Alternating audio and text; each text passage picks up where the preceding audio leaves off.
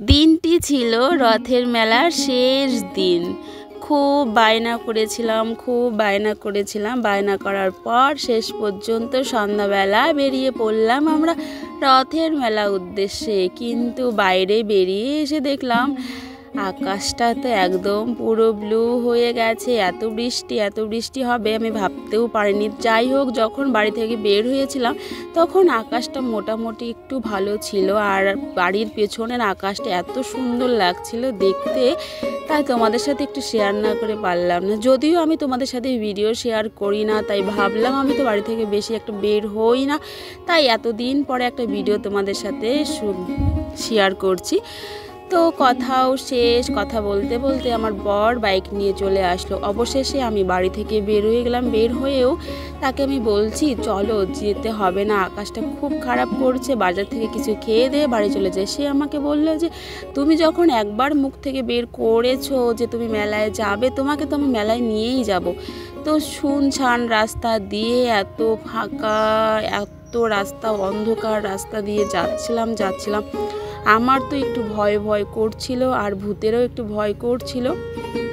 কিন্তু যদিও আমার গলায় সোনার চেন ছিল, হাতে কানেরও ছিল, হাতে চুড়ি ছিল, আমার না খুব ভয় লাগছিল। তো যেতে যেতে একজনের দেখা পেলাম। আমি তো দেখে খুবই ভয় পেয়ে গিয়েছিলাম। সাদা কাপড় পরে, সাদা চুল মাথায় নিয়ে যাচ্ছে বুড়ি হেঁটে হেঁটে। কয়েকদিন আগে যেহেতু ঠাকুমা মারা গিয়েছিল, এটা স্বাভাবিক কথা। যদি বুড়ির দেখা পাই তাহলে তো ভালোই হবে, তাই না? ঠাকুমা মরে যাওয়ার পর থেকেই আমার মনে মনে একটাই ইচ্ছে যে যদি ঠাকুমার দেখা পাই। অবশ্যই সেটা আমাদের ঠাকুমা ছিল না, সেটা একটা বুড়ো দাদু ছিল। তো যাই হোক, সেই দাদুর কথা বাদ দাও, আমরা যাচ্ছি এখন মেলাতে। তোমাদের সাথে আরও অনেক কথা বলার বাকি আছে। তো চলো, অবশেষে আমরা মেলার রাস্তায় এসে পৌঁছলাম। আমাদের একটাই জিনিস যে আমরা মেলা কোন দিকে সেটাই আমরা জানি না। তো অবশ্যই বরকে বললাম যেই দিকে দেখো লোক সংখ্যার ভিড় বেশি সেদিকেই চলো। তো আমরা এতটাই ঘরকনে যে বাড়ির পাশে মেলা হয় কোথায় সেটাও আমরা জানি না, আর যেরকম আমি সেরকম আমার বর।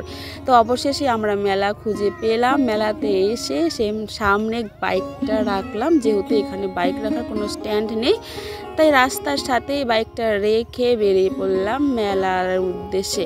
তো সে বললো যে বাইকটা সামনেই রাখি, বেশিক্ষণ থাকবো না, আকাশের অবস্থা বেশি একটা ভালো না।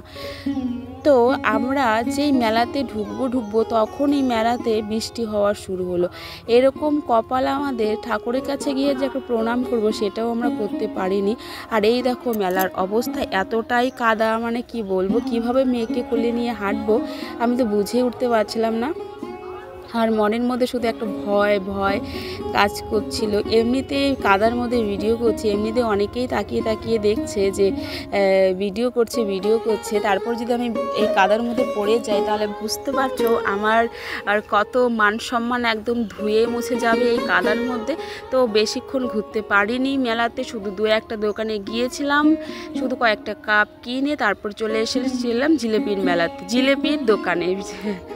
রথের মেলা মানেই হচ্ছে জিলেপি, পাঁপড়টা যেহেতু বাড়িতে ভেজে খেয়েছিলাম, কিন্তু সেরকম করে জিলেপিটা খাওয়া হয়নি। তো বাড়িতে আসবো, বাবা মায়ের জন্য একটু জিলেপি না আনলে হয়। আর আমিও তো মিষ্টি খেতে খুবই ভালোবাসি। তো জিলেপির দোকানে এসে জিলিপি নেওয়া হয়ে যাওয়ার পরেও আমি বললাম যে তুমি কি জিলেপিটা মেপে দিয়েছো? লোকটা বলল হ্যাঁ মেপে দিয়েছি। যাই হোক, আমার সেটা ভুল হয়ে গেছিলো বলা। তো যাই হোক, আবার মেপে দিল। তারপর আমি গুটি পায়ে বাড়ির উদ্দেশ্যে রওনা দিচ্ছিলাম। আমার বর আবার পেটুক মশা একটু খেতে ভালোবাসে, আমার আবার খেতে ইচ্ছে করছিল না। তো আবার সে ভাবলো যে খালি মুখে চলে যাব মেলা থেকে, চলো না একটু খেয়ে যাই। তারপর এত সুন্দর ঝকঝকা একটা রাস্তা দিয়ে আমরা গুটি পায়ে চলে গেলাম হচ্ছে খাওয়ারের দোকানে। এখানে বেশি একটা ভালো খাওয়ারের দোকান ছিল না, সামনেই চাউমিন, এগরোল এসবই পাওয়া গিয়েছিল। তো যাই হোক, হাতের কাছে একটা দোকানে বসেছিলাম, সেখানে গিয়ে একটু এগরোল অর্ডার দিলাম। তারপর দেখো, হায় রে রাম, আমার পায়ের কি অবস্থা, মানে জুতোর মধ্যে কাদা ঢুকে এরকম করে বসে। এখন এই কাদা বাড়িতে বয়ে নিয়ে যেতে হবে।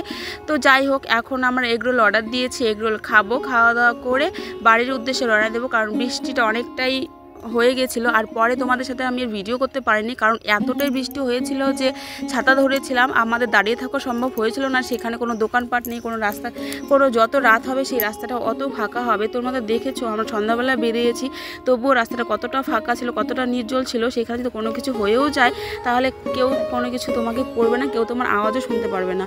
এর জন্য আমরা খুব তাড়াতাড়ি বাড়ি থেকে মেলা থেকে বেরিয়ে গিয়েছিলাম। আর বৃষ্টিও শুরু হয়ে গিয়েছিলো, আর ভিডিও করতে পারিনি কারণ ছাতা ধরে তারপর বৃষ্টির মধ্যে বাড়ি এসেছিলাম। তো টাটা, ভিডিওটা এতটুকুই।